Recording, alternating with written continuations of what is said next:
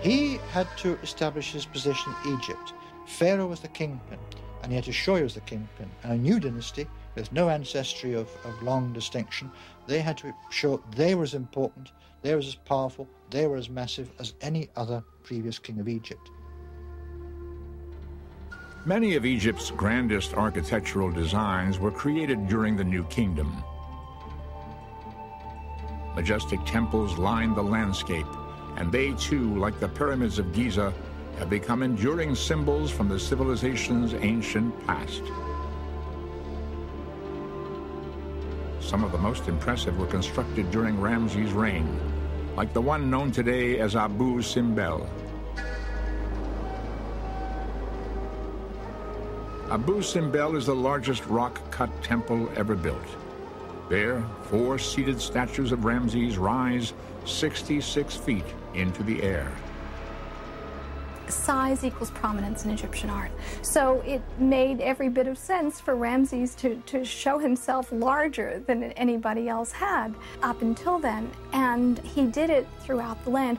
And you can imagine, again, in the far-flung outposts like Abu Simbel, as you sail along the river and come by these tall statues of Ramses, that there would have been no doubt in your mind that here was a god. In ancient Egypt, the king was a divine being. It was his job to serve as the intermediary between the gods and the people. It was perhaps the pharaoh's most important responsibility as a living god to maintain order within the civilization, and Ramses seemed to take the role of deity quite seriously.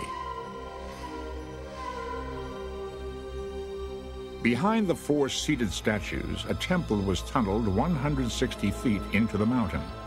Inside, 8 Ramses figures, carved in the image of the king of the dead, Osiris, guard a corridor.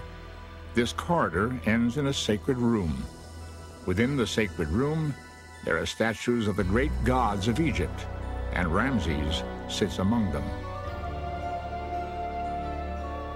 He actually made a correction and added a figure of himself in a row with other gods, and Ramses the king worships Ramses the god. It's a very interesting image.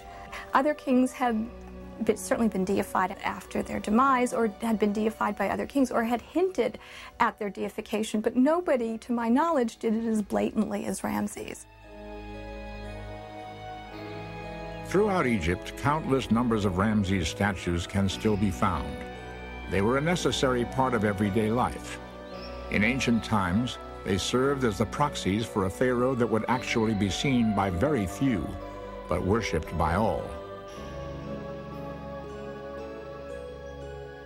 He embodied the corporate nature of the society and his subjects. So there is that to him.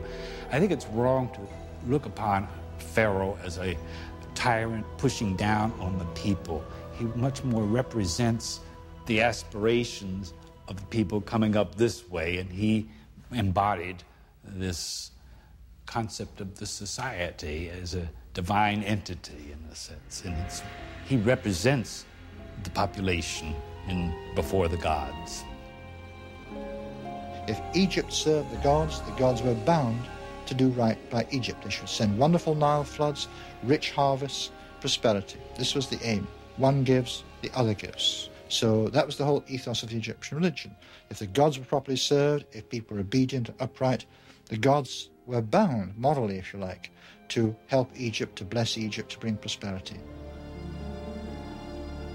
Ramses II, the god, may have been viewed as larger than life by his subjects, but Ramses II, the man, wanted much more than divine status.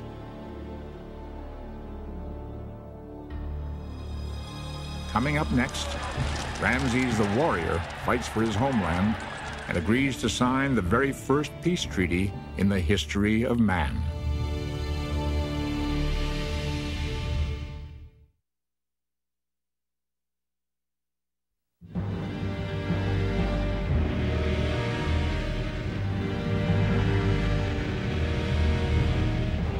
During the first 3 years of his reign, Ramses II lived a quiet life.